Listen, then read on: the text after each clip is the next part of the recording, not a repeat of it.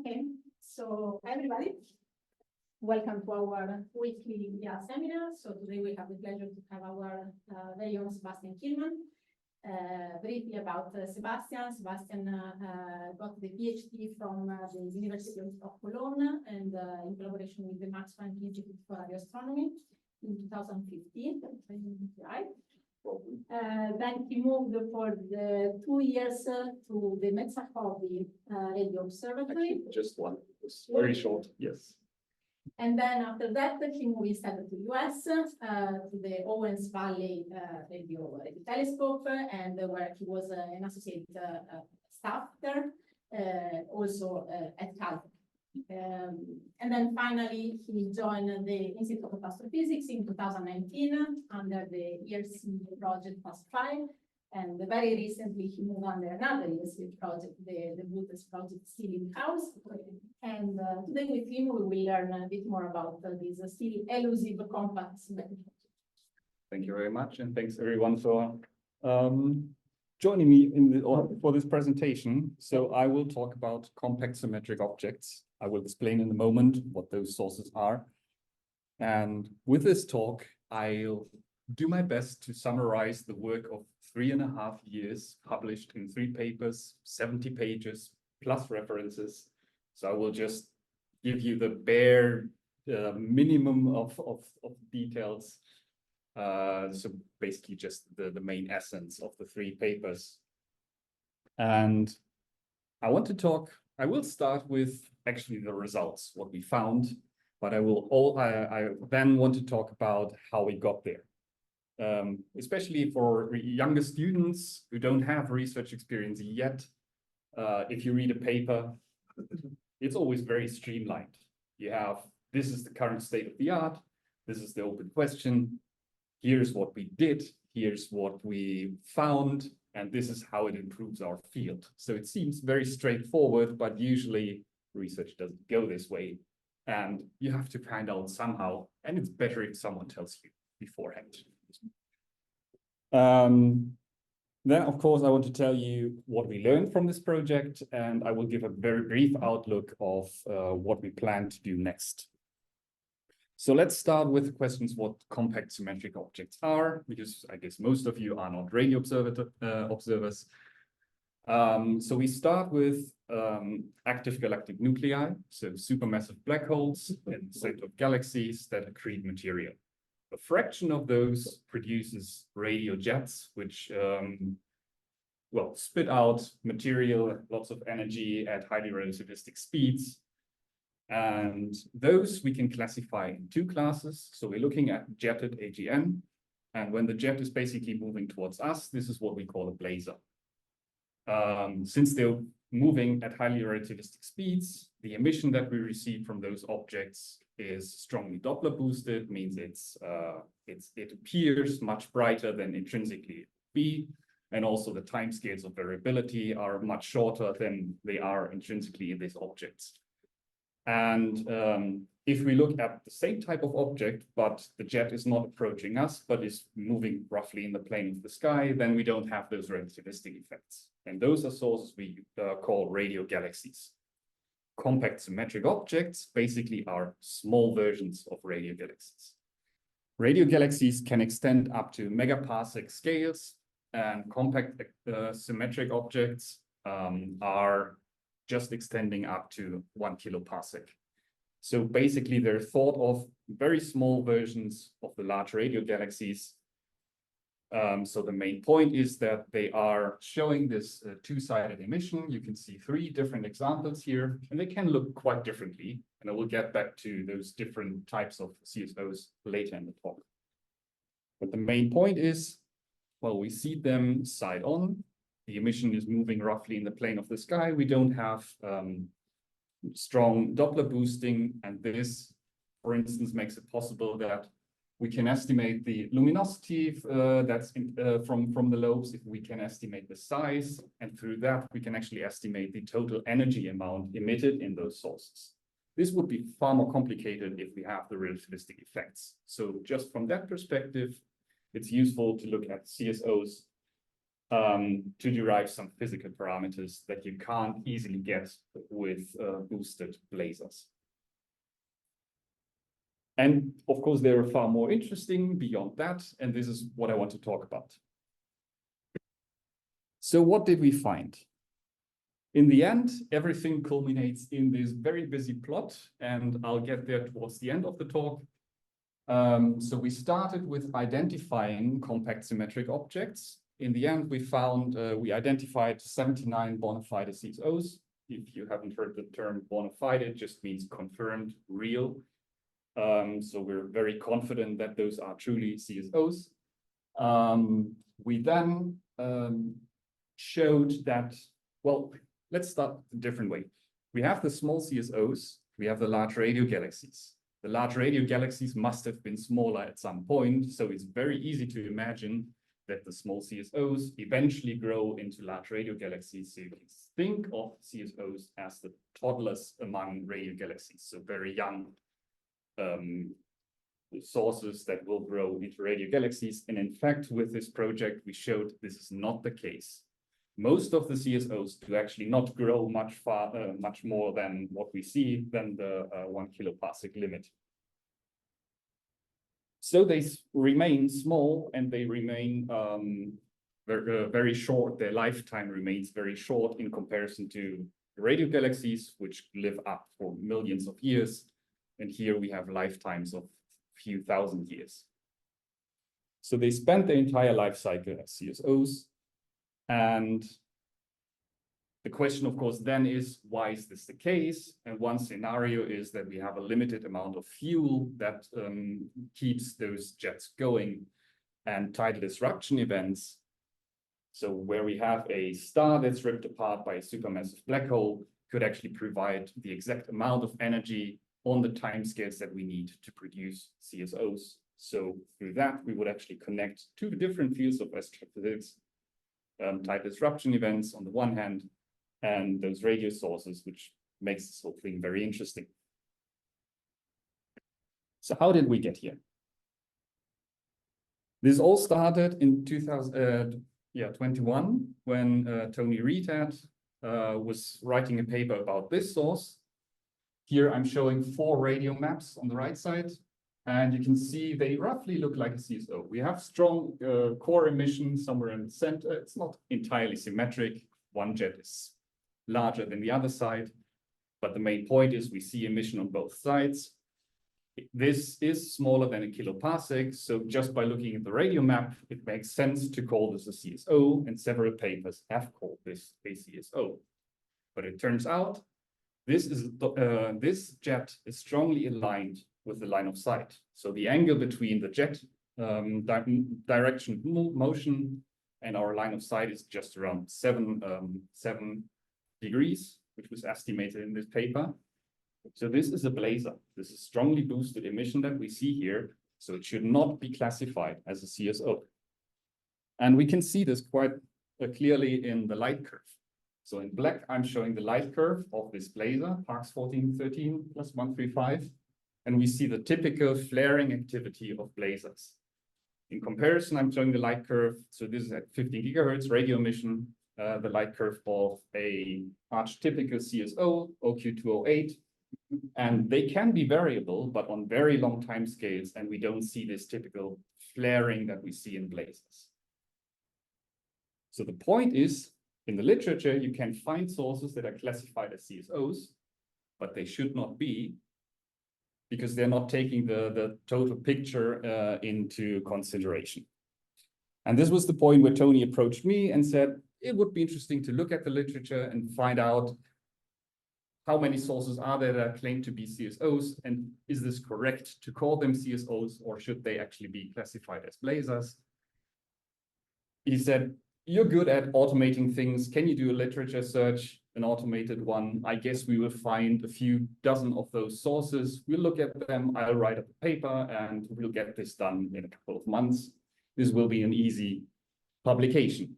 So I ran the automated search, found more than 100 papers, more than 300 sources, and we realized it's a bit more of a task than we anticipated. And this ended up in 3.5 years of work. with a complete team of starting with 10 people and the end 20 people. This is how science goes. So we gathered this team, all people who spent quite a substantial time of their career studying, well, certainly radio sources, but also in particular CSOs.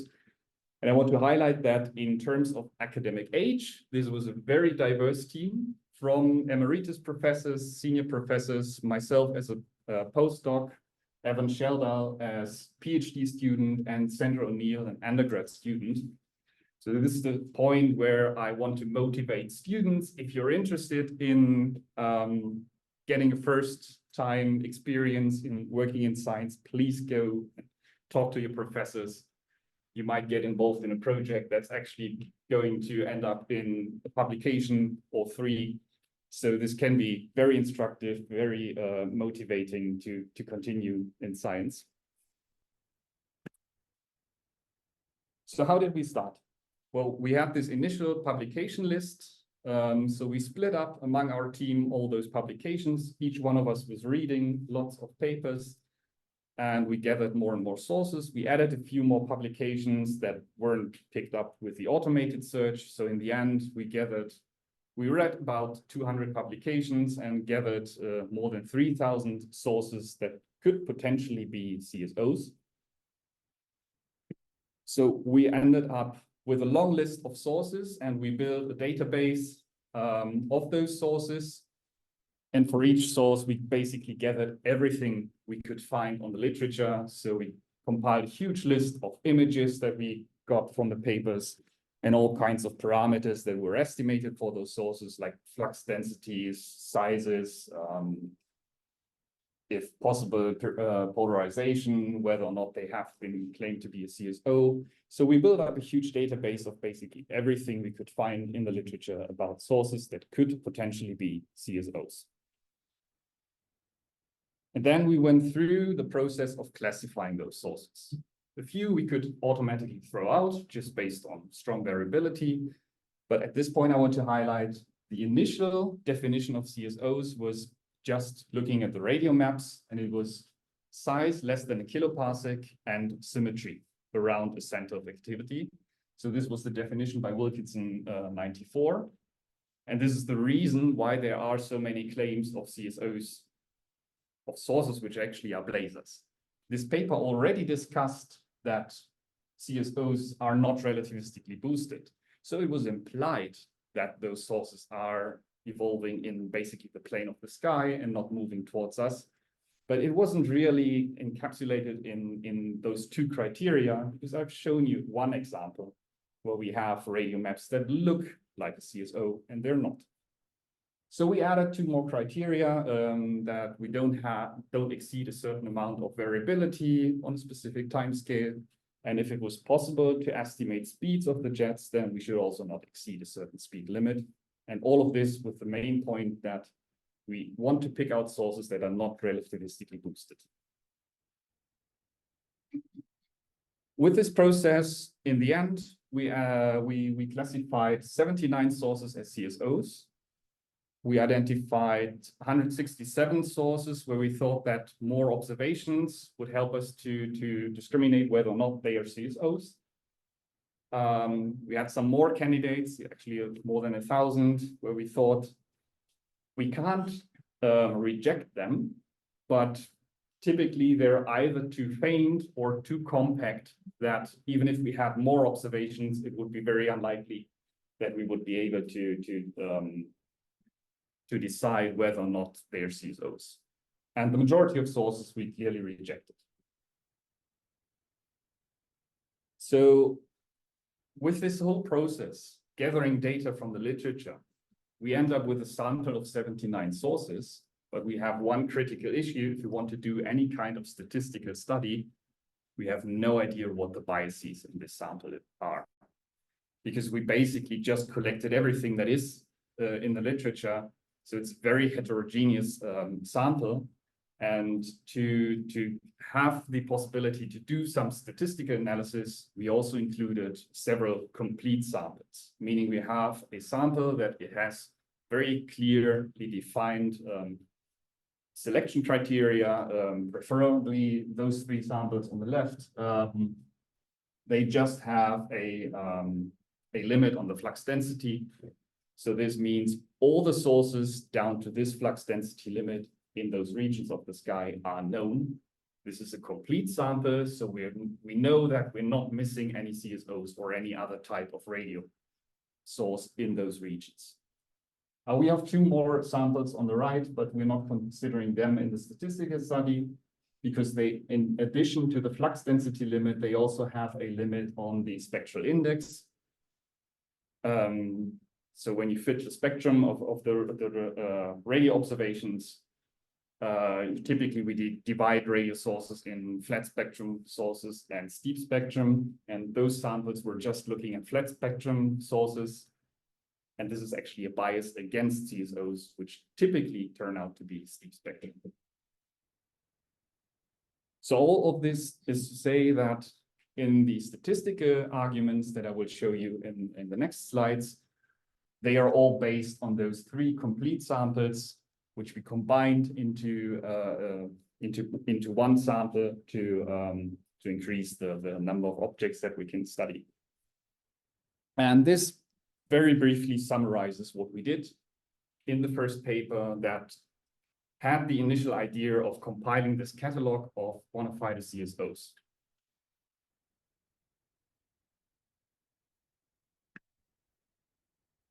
So of course, along the way, we gathered all kinds of information about those sources.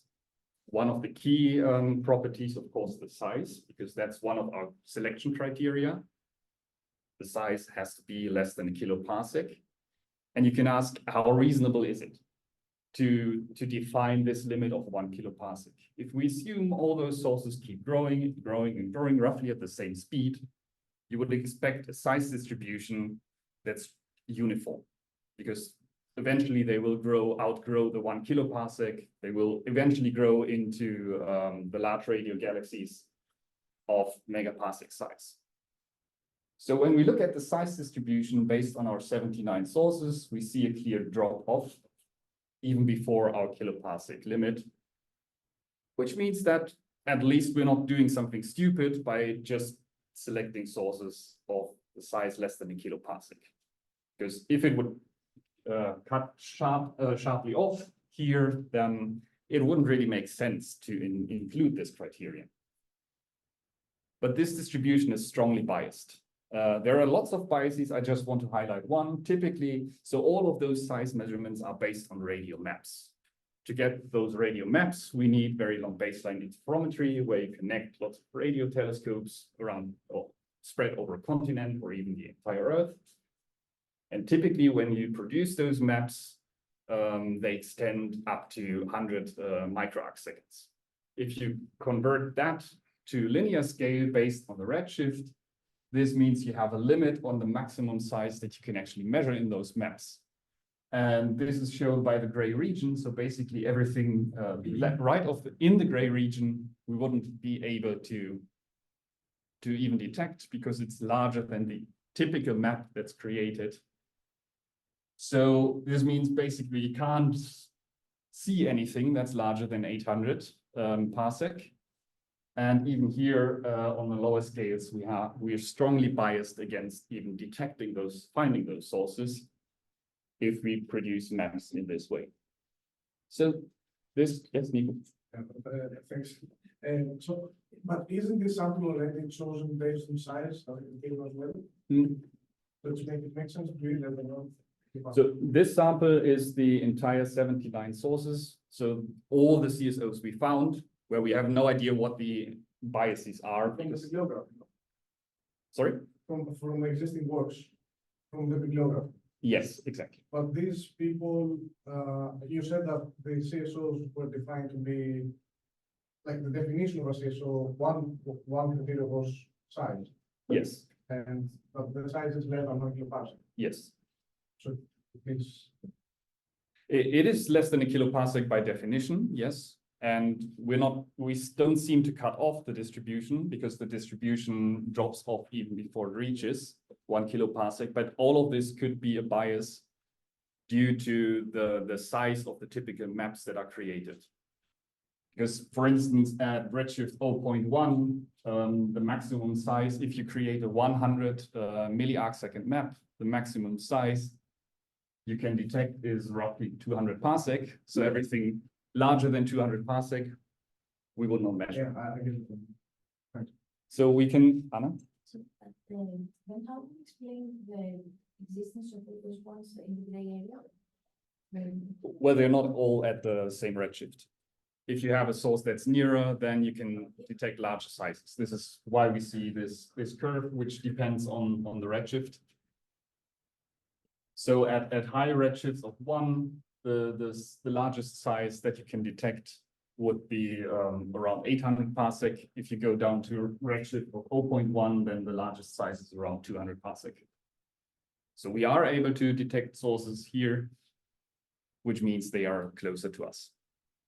So to avoid this problem, we look at complete samples. And in the following, I want to make 3 arguments that all show that the assumption that those CSOs grow into larger sources actually does not hold. And the first thing is the size argument. So now we're looking at CSOs in our complete sample. So I have to say it's just 17 sources in those 3 complete samples. So we're dealing with low number statistics, but all the evidence is pointing in the same direction, which is reassuring. So here I'm showing the distribution of sizes based on those 17 CSOs in our complete sample. So here we know, first of all, that we're not missing any sources. We know all those, we have all the CSOs above the flux density limit. And also the largest sizes of those sources are known because they have been studied very meticulously even, and there are sources that extend more than 100 milliarcseconds. So for those maps have been produced with larger angular scale. So the largest sizes of those sources are known. I'm showing the distribution with 2 types of binning. So let's focus on the solid line. It's just 2 bins of 500 parsec scale. And we find just a single source that's larger than 500 parsecs, all the others fall in the lower bin. And if we assume sources continue to grow and grow and grow roughly at the same speed, we would expect a uniform distribution. So we can ask the question, how likely is it that under this assumption, how likely would it be that all the sources fall just in the lower bin, or except for 1? And this probability is very low. So the p-value is shown here. This corresponds to the 3.6 sigma significance, although it's quite low number statistics. So we're quite convinced that this is not consistent with the assumption that these sources keep growing, but they have to stop growing at some point, roughly around 500, 600 parsecs. And for some reason, they don't keep going on much beyond that. Now let's make the same assumption again. These sources keep growing and growing and growing. Now we can count sources in our complete samples. So we're looking at 2 types of sources, the CSOs, which by our definition have a size of a kiloparsec. And then the next larger class is called MSOs, medium-sized symmetric objects, which by definition have a size between 1 kiloparsec and 20 kiloparsec.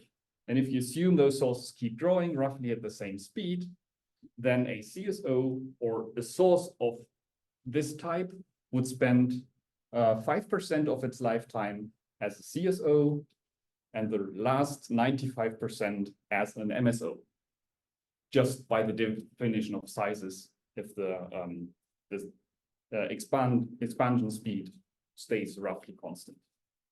So we would expect in our complete sample that 5%, the ratio between CSOs and MSOs would be 1 to 20, just based on this definition. And we find that this ratio is actually 30%. So the point is we find far more CSOs in the sample than MSOs, which also implies they don't all grow to larger sizes. At some point, they have to stop growing because otherwise we would see a ratio that's around 5% and not 30. We can make the same thing with large radio galaxies. We classify them as two types, Faranoff-Riley 1 and 2. Radio astronomers know what those types are, but it doesn't matter. The point is, we do the same test, and we find there are far too many CSOs by a factor of hundreds than radio galaxies in those samples, under the assumption that CSOs would eventually grow to larger sources. And this again points to the fact that this is not the case. They have to stop at some point, otherwise we wouldn't find this many. Finally, we looked at the redshift distribution, and just to do this quite quickly, we have for 2 of our complete samples in solid the distribution of redshifts of all the sources that are not CSOs, in dashed the distributions of CSOs, and the CSOs turn out to be located at somewhat lower redshifts in comparison to the rest of the sources. We run KS test, Kolmogorov-Smirnov test, and it tells us that those distributions are probably not taken from the same population of sources. It's not a highly significant result. It's just around 2 sigma. But it's pointing in the same direction as before. We seem to have a population of sources that somehow is different from the rest of the sources in those complete samples. So at this point, we have 3 lines of evidence: the size distribution, the redshift distribution, and also the argument about the number of sources that all points us in the same direction that CSOs somehow seem to be different from the rest of the sources and certainly do not grow, or at least do not all grow, into larger sources. And this is the very essence of the second paper, where we claim that, well, CSOs form a distinct population of sources among the jetted AGN. So you might have noticed in the slides that the slides were all talking about CSO2s. I didn't say it, because at this point, you don't know what CSO2s are. So I want to go there next. There are actually different classes of compact symmetric objects. So we go back to the plot that I've shown earlier in the talk, where you see 3 different compact symmetric objects, and they actually fall into different classes. So there are basically 2 main classes, comparable to the classification we used for radio galaxies. There they're called Faranoff-Riley type 1 and type 2. In type 1 sources, analogous here for CSOs, we call them type 1. We see strong emission in the center and the core, and then the jet gradually fades out towards the edges. On the other hand, we have CSO2s, or on larger scales, Faranoff-Riley type 2 galaxies, where you see strong hotspots at the end of the jet. So this is the main distinction between type 1 and type 2. Type 1 fades out towards the end. Type 2 has these strong hotspots, is strongly edge brightened. Now we find very different looking CSOs among the class of 2s. As you can see here, 2 examples. Here we have a very narrow jet and just the 2 strong hotspots. And on the right side, we have also a strong hotspot here. This is the core, the center of activity. But then we have those huge lobes, so material of the jet that's mixing with the surrounding material, and we see lots of expansion also parallel to the actual jet axis. So we call those very narrow jets CSO 2.10s and those 2.2s. And we have a class in between where we weren't sure if it's one or the other.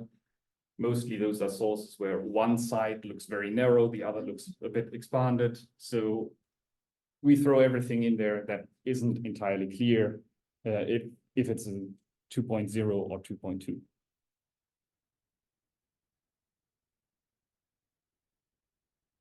So we have our sources, or CSOs. We have this classification. We also have the sizes.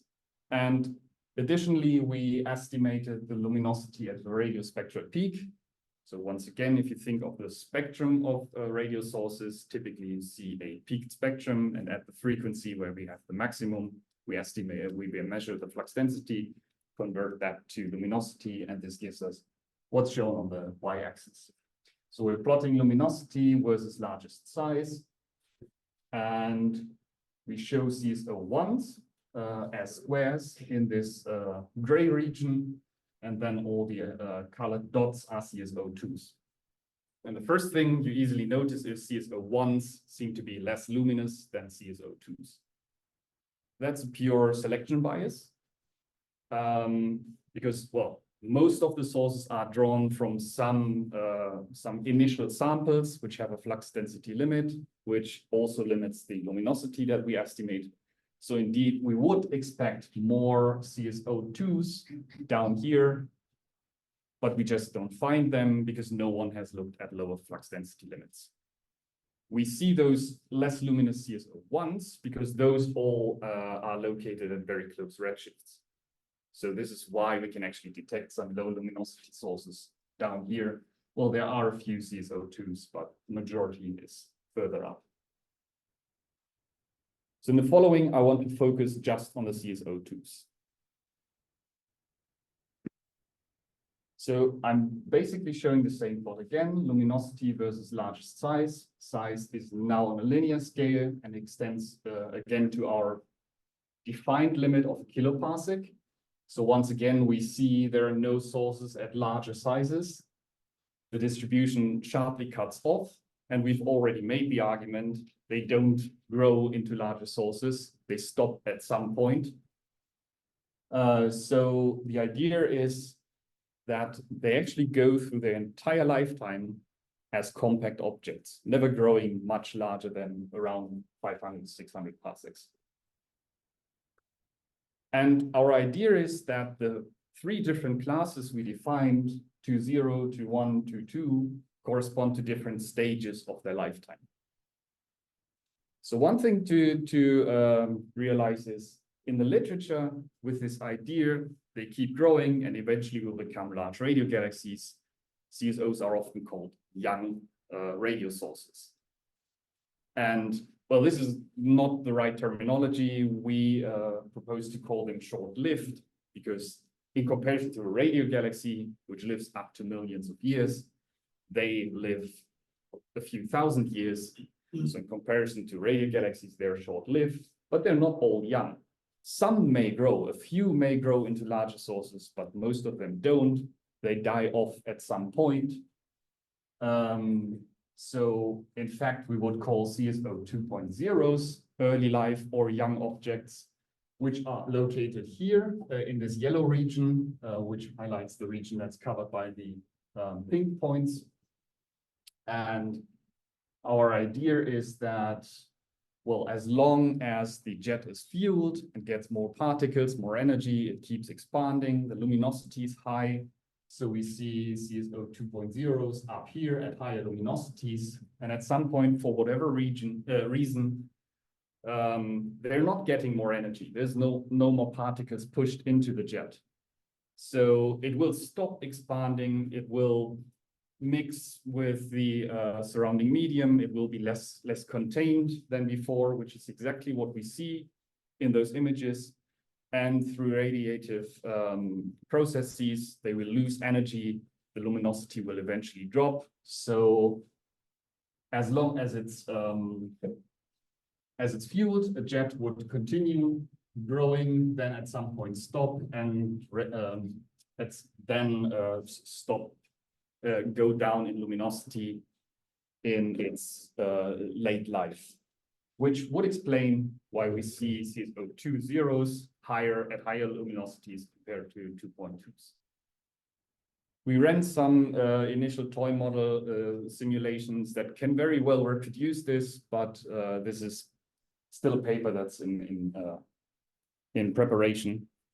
So, yes. In this figure, we shouldn't see a CSO in lower luminosity in the late life. Yes, because in the end, they will lose energy.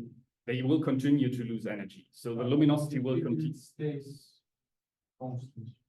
Yes, but then we have again a selection bias because most of those sources are based on some radio survey, which has a flux density limit, which corresponds to a luminosity limit, depending on the redshift where it's located.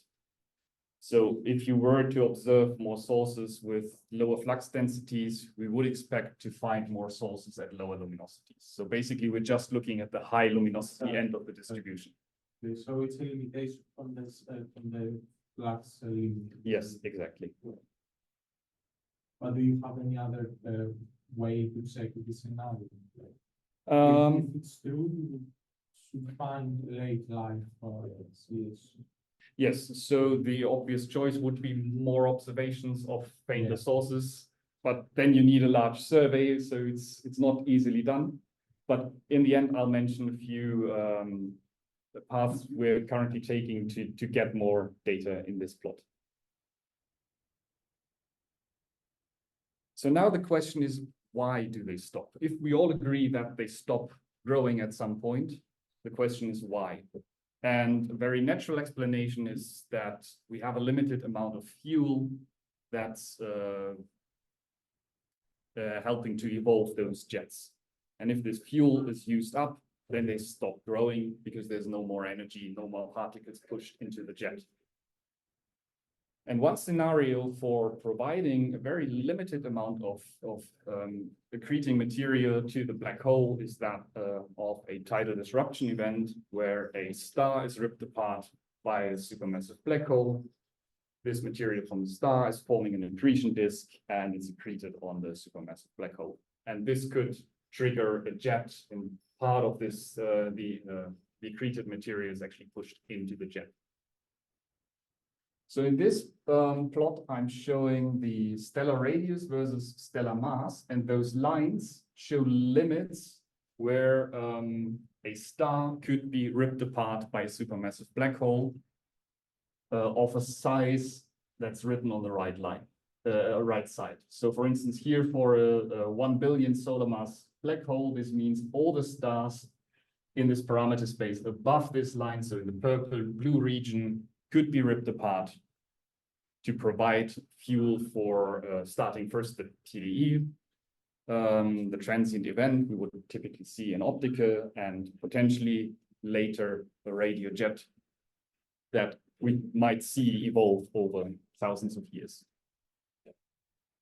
So here are some evolutionary paths of stars for different masses. So for instance, here, one solar mass star, which would start here and then evolve up here. Each of those black dots corresponds to 1% of its lifetime.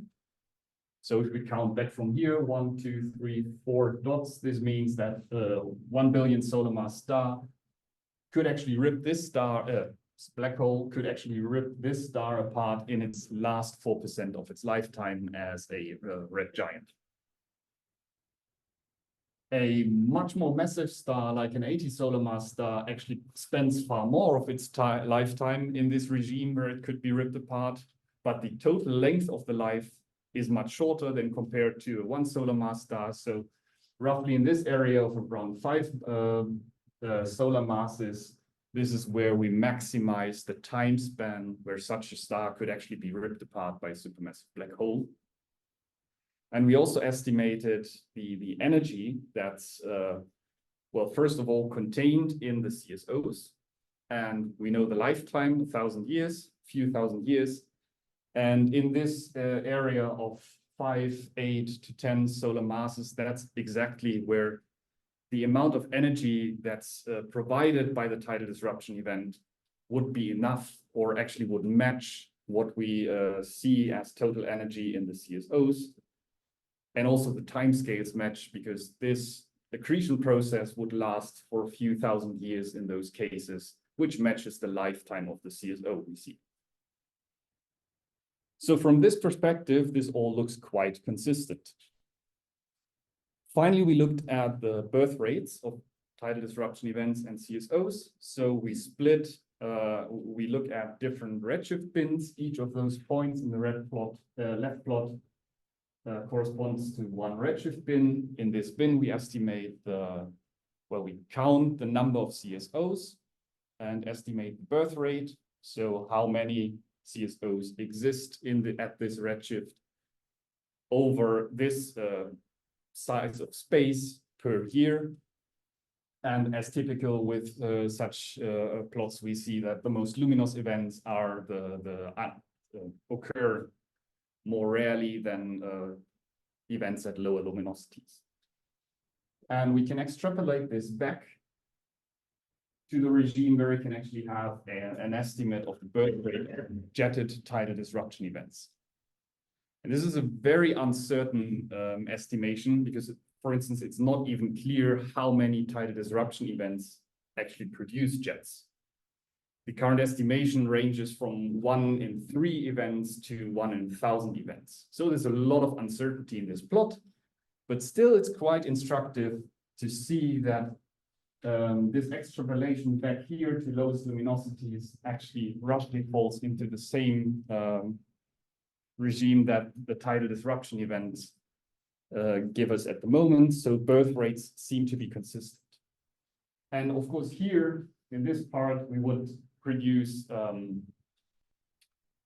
luminosity events, which we don't discover in radio. We only see the high end of the luminosity function of CSOs, which is why we're just covering points here. And of course, it would be interesting to fill this plot up to see if this relation actually holds. But with all the information we have at the moment, it seems that tidal disruption events give us a reasonable scenario to create those radio jets, which would be very fascinating. First of all, to connect two areas which on first view have nothing to do with one another. But it also would give us the opportunity to study relativistic jets the entire lifetime from the very beginning, from basically the birth that is happening with the tidal disruption event up to the latest point in their life when they're not provided with more energy and basically keep dying out. So this summarizes the most important points of the third paper. So the question is, what did we learn? CSOs are complicated, as always. There's a whole family of CSOs. We have CSO1s, which we didn't really study in detail in those papers. We have the CSO2s, which we think are very interesting. We showed that the largest fraction of those sources does not grow into large radio galaxies. There is this tiny fraction because, well, radio galaxies must have started small. So it might be that some of a few percent of the CSOs that we currently see might eventually grow into larger sources, but the majority does not. In comparison to radio galaxies, they're short-lived. They live just for a few thousand years. I didn't talk about the fact that a few of those sources actually show recurrent activity. Again, this could be easily explained in the framework of tidal disruption events. If you have a star ripped apart, this produces a jet over 1,000 years. We see this jet, and then another star is getting too close to the black hole, and the whole process is started again. And we might have a second jet form, and we see actually two more components in the jet on both sides. So there are a couple of sources, roughly 5 to 10%, that show signs of repeated activity. Well, once we go down to discovering more of those objects, we have no idea what nature is showing us. There might be other classes, but this is the current picture that we have. So how do we plan to go from here? Fairly early in the talk, I mentioned when we classified all our 3,000 somewhat sources, we picked out several candidates, 167, where we thought that more observations would be very useful to determine whether or not they're CSOs. And indeed, we got via BA observation time and Evan Sheldell, the PhD student in our group, already has reduced all the data, and he finds that around 30% of those sources are CSOs. This already increases our sample by about 70%. Then we have those other candidates where we thought they're not really promising to follow up with observations, but at the moment we actually are looking for a few candidates where observations at higher frequencies might be good enough to tell us whether or not we could classify them as CSOs. And with those, they are typically very compact. With this, we would basically search for the smallest CSOs. Then I mentioned the VIPS sample, which is flux density limited, but also is just looking at flat spectrum quasars, which is biased, typically biased against CSOs. So we hope that we get VLBA observation time to increase this sample and cover all the sources in this region down to this flux density limit that are steep spectrum sources. And this would increase our sample of CSOs drastically. Finally, we're adding all the CSOs to the overall 40-meter telescope monitoring program. The idea is to monitor them for several years, because we saw that some of them can be variable, though on very long time scales, and it might be instructive to compare their type of variability with the strongly boosted blazars.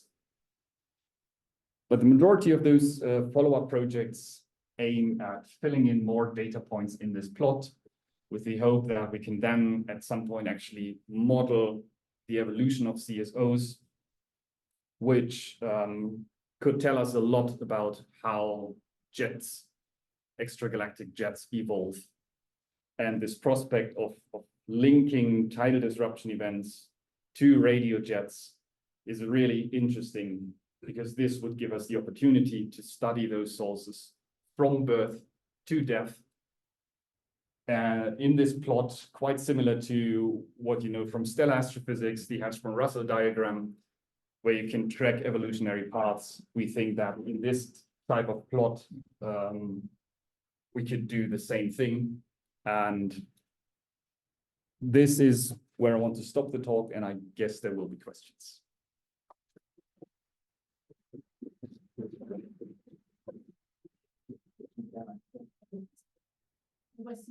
Yes.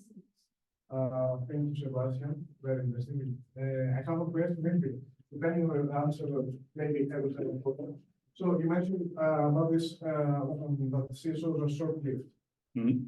How do we know this? Well, okay, I didn't say it. Well, we have the sizes, which are not exact, they're projected. So we're assuming they're in the plane of the sky, so they might be actually somewhat larger. But we have the sizes, and if you take the average speed that those jets expand at, then you can calculate the age. So it's very simple calculations. Yes, yeah. So most of those sources, there's so little variability in the maps that it's hard or basically impossible. But there are a few sources where you can actually measure expansion speeds with observations over decades. And so if I remember correctly, speed is around 0.4 C, I think. So if you take this average speed estimate and the size measurements, then you can estimate the typical age to grow up to this size, which is for all those sources less than 5,000 years. Thanks. So I have actually two questions. One question is, do we know anything about the optical spectroscopy of the system? Because if there are TDEs and you see the jet, it's probably quite a bit of time after the TDE event itself. So you wouldn't see an active accretion disk in the Earth. So what do these objects look like in the optical? Do you see emission lines? Do you see absorption lines? Do you see low excitation lines? Do you see no lines at all? All very interesting questions, lots of follow-up work. So we looked what the We looked a bit at optical, but not spectral lines, so I can't really answer this question. Because that would be interesting to Yes. make that connection with the TDs, especially if it's because the time that you see the jet is probably quite a bit after Yes. the actual TD. So the accretion disk should have dissipated by the time. Yeah. And it would be interesting to see, because if it is indeed a connection with TDs, it would be interesting to see what is the afterglow Mm. of a TD event in the surrounding interstellar medium. Yes, certainly. I mean, on the other hand, with radio jets, we always have this issue that we also get optical emission from the jet.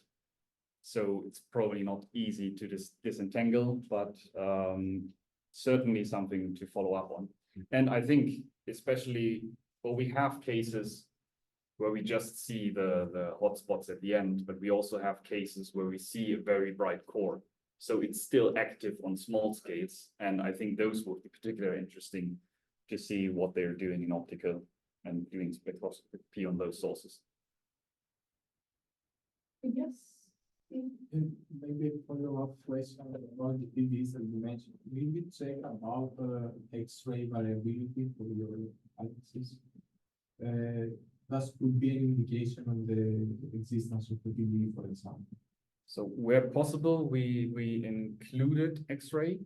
So very least, I can say that several of those sources are detected in X-rays. A few are also detected in gamma rays. But again, we typically see X-ray emission from radio jets. So once again, it's probably not easy to disentangle where the emission is coming from, if it's actually the center or if it's the jet. But is there any way to correlate, for example, the expected emission of the jet and to subtract this contribution? well, in the end, these systems, I think, are just too complicated. We don't really know at this point. So disentangling different components is really hard. Unless you look, I mean, in Blazar science, you can do this in cases where you see that the emission is going down to a very low state.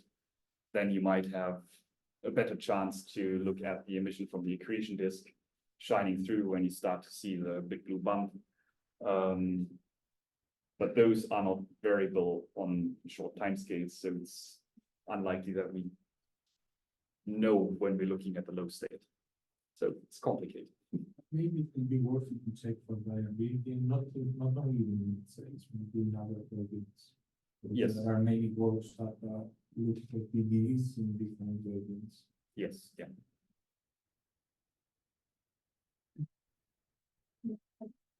Thank you, Sebastian, for the great talk. I don't question about this evolutionary path that you suggested. These works for between CSO 2.0, 2.1, 2.2. Would also expect this to be reflected in the spectrum, that as the jets go more frustrated and they lack the fuel that will also be a spectral steepening, as they evolve. Did you test that? Are the spectra available? Because I know that there are spectra available for some sources, right? So is that something that you checked? We did not compare 2.0s with 2.2s when we classified those sources initially. So not the sub-classification, but the question, are they jets or not? CSOs or not? They're all jets. Are they CSOs or not? When we had spectra, we took them into consideration because we excluded all the sources that have flat spectrum hotspots, because that would imply that they should be boosted. So we were specifically looking for steep spectrum sources. So in the end, I would guess that they should all have steep spectra, at least in the lobes. They might still have flat spectra in the core. So even from that perspective, it's not always easy to discriminate, because there are cases where we have a very bright core which outshines the rest. And if we take spectra, then we see the spectrum of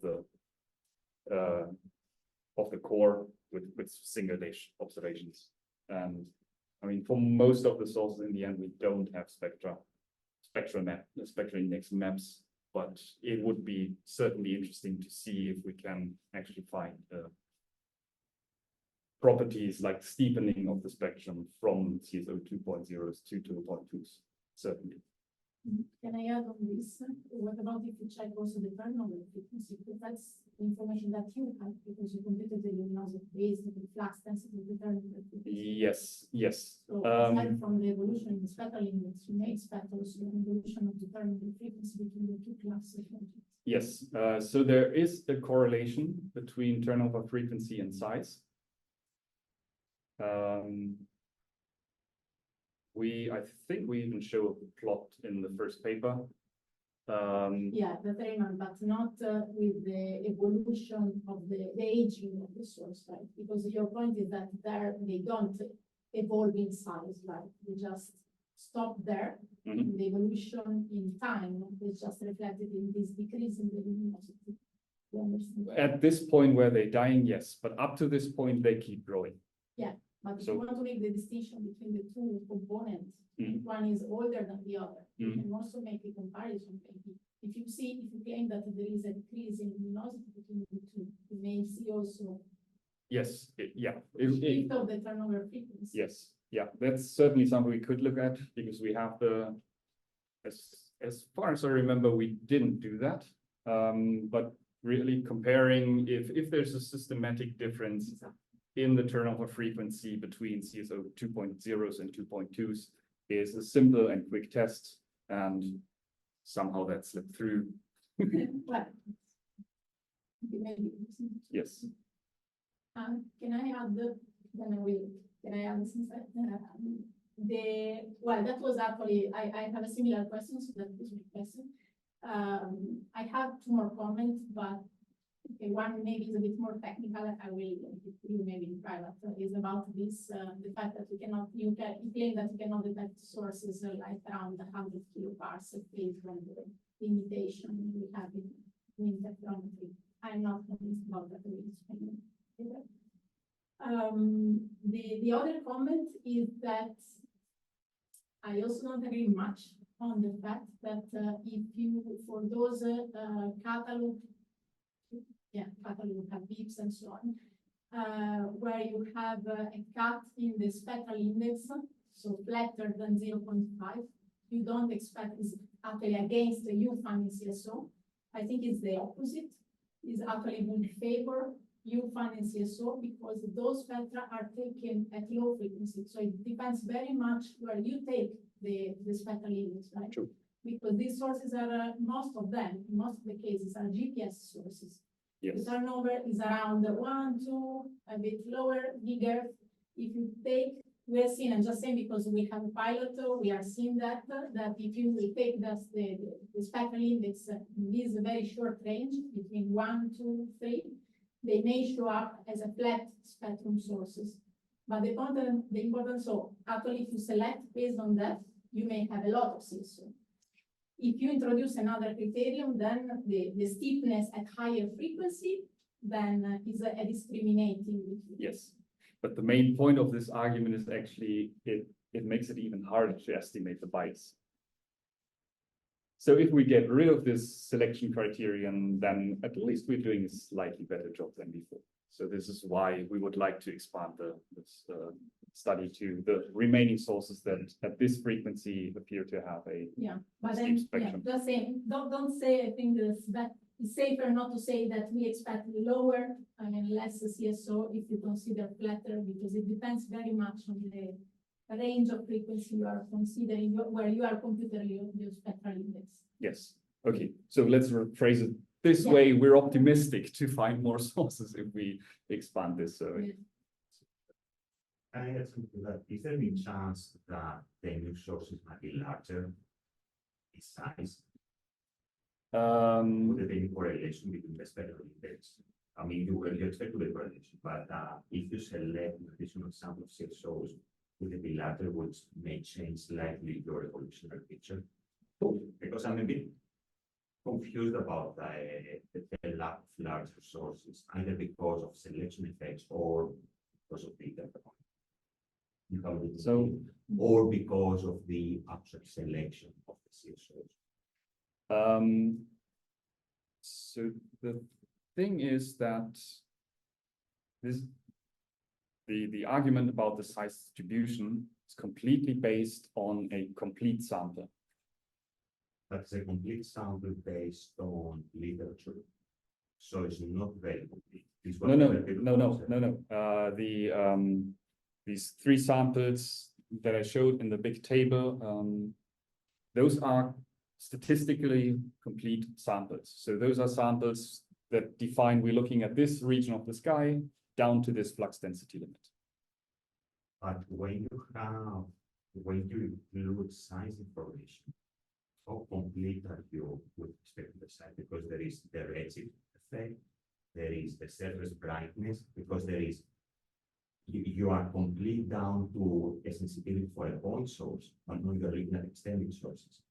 So is the same completeness surface brightness? So you may miss the more extended sources because their surface brightness is a bit lower. I'm not 100% sure on this point, but as far as I know, these three samples are not missing any radio sources. Point length. Not point light, but well, in the end, there must be a limit. So your point is taken. Yeah, I mean, it would be interesting to run some simulations, see if there was a CSO with a size of 1 kiloparsec or 2 kiloparsecs, assuming an evolution scenario, you extrapolate the larger sizes with and see a source pending, would that be detected with a blood survey at redshift half, redshift 1, redshift 2? I mean, that would be very convincing. Yes, yeah. Just wanted to answer. Just a small clarification on the last diagram you showed the size. There was a small outlier to the left. Yeah, the green one there. Green ones. Okay. Because it's not part of the yellow area. And it's difference. So yes, the yellow area corresponds to the pink points, and those are the 2.0s. So green ones are the 2.1s, where we were not sure how to classify them. You expect them to find or Well, at this point, yes, we certainly expect to find more at smaller sizes, especially with one of the paths that we're currently taking in looking specifically for small size CSOs. No, yes. So it's not for answer on the discussion, but for we are I think currently working on this direction. And investigations and those things, and is something sort of map restricted by something that you have said about? Yeah, It's related. it is related, but it's not the same thing. Okay, so I'm just saying that we're actually trying to address those exact questions, and it's on the paper that it will come out at some point. But yeah, it's under consideration. Thank you. So if there are no more questions, let's